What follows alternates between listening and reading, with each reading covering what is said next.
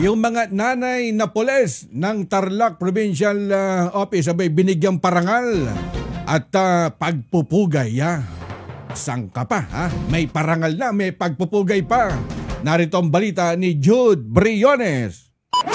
Target on Air. Live report.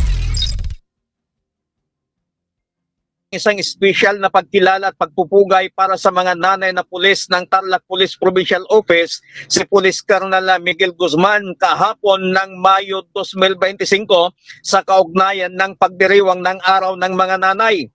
Kinilala ni Police Colonel Miguel Guzman, Provincial Director ng Tarlac Police Provincial Office, ang dedikasyon ng mga babaeng kapulisan, lalong-lalo na ang mga nanay na na-deploy sa katatapos na maayos at mapayapang national at local election 2025 sa lalawigan ng Tarlac.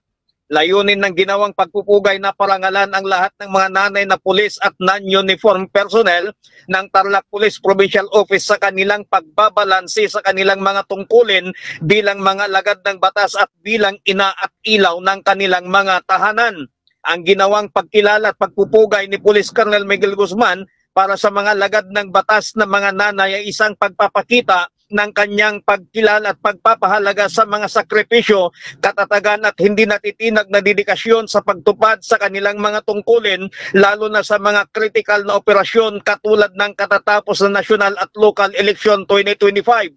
Labis-labis naman ang kagalakan at pasasalamat ng mga nanay na mga tauhan ng Tarlac Police Provincial Office sa ginawang simple ngunit makabagbag damdamin na pagkilala at pagpupugay sa kanila na pinangunahan mismo ng kanilang Provincial Director na si Police Colonel Miguel Guzman. Mula dito sa Tarlac City, Jude Briones nag-uulat para sa Target on Air sa DZME 1530 ang Radyo TV.